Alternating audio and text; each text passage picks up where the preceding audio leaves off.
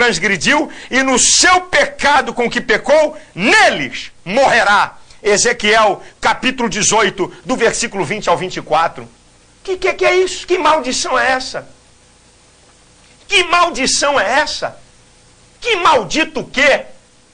Quer dizer que o sacrifício de Cristo não é suficiente? Tem que quebrar a maldição hereditária? Conversa fiada, meu irmão. Você quer ver uma outra? Você quer ver uma outra? Cura interior. Cura interior. É ensinado lá no G12. Cura interior. E o que eles usam, eu tenho que rir. O que eles usam o Sechenoé e usam técnicas de psicoterapia. Eu provo. Na universidade, eu estudei essa matéria. Tem uma matéria chamada musicoterapia. Essa matéria são técnicas, como o poder da música pode influenciar o nosso estado emocional. Bota todo mundo deitado numa sala, apagam-se as luzes, coloca-se uma música suave. É o que estão fazendo aí no G12. Só que com uma diferença.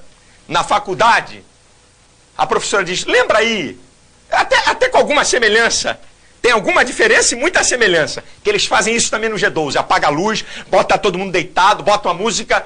Na musicoterapia, a professora diz assim, começa a lembrar aí alguma coisa que te incomodou, que te chateou, que te perturbou, lembra também das coisas boas. Aí começa até histerismos, porque mexer no emocional das pessoas, e quanto mais descompensadas emocionalmente forem as pessoas, mais isso choca. Tem gente que grita, tem gente que dá urro, tem gente que chora compulsivamente. Isso é técnica psicoterápica. Agora, no G12, sabe o que eles falam? A loucura! Olha, mentalização, visualização, isso são seitas orientais que têm essa prática. Olha, comece a ver o encontro do espermatozoide com o óvulo. A partir dali você vai perdoando todo mundo. Vai tendo lembrança das maldições, das feridas, dos traumas da sua vida. Meu Deus do céu! Técnicas psicoterápicas e técnicas de religiões orientais. Vai lembrando. Aí o cara chora, grita, porque tem um monte de gente na igreja que não lê a Bíblia, que não ora. Tem um monte de gente na igreja que não perdoa.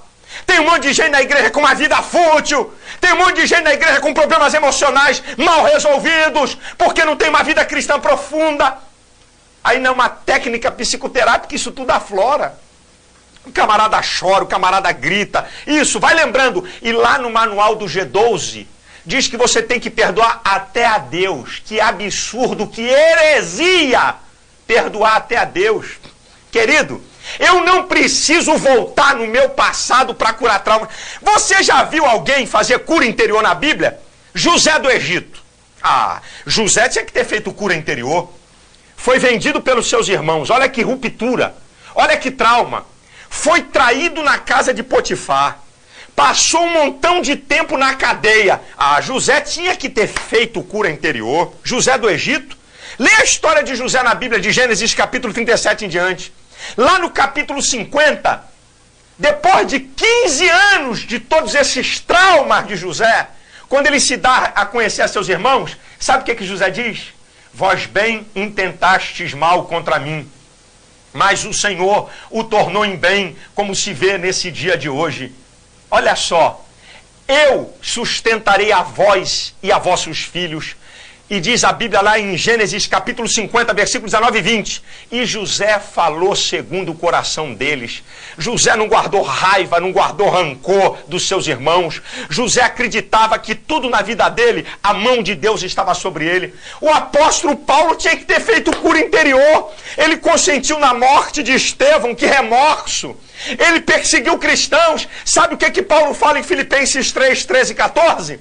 Uma coisa faço e é que, esquecendo-me das coisas que para trás ficam e avançando para as que estão diante de mim, prossigo para o alvo pelo prêmio da soberana vocação de Deus em Cristo Jesus nosso Senhor. Apaga o passado. Sabe o que a Bíblia diz em Hebreus, capítulo 8, versículo 12 e capítulo 10, versículo 17? Dos teus pecados não me lembrarei mais.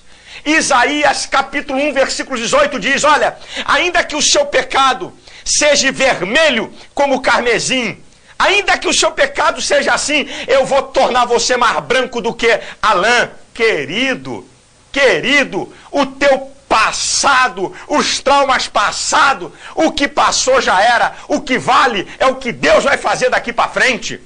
Agora, os Sheshenoé, sabe o que é que eles têm? Sabe o que é que eles têm? Deixa eu dizer para você, lá também tem isso. De você escrever no papel todos os seus erros. E depois tem o sutra sagrado.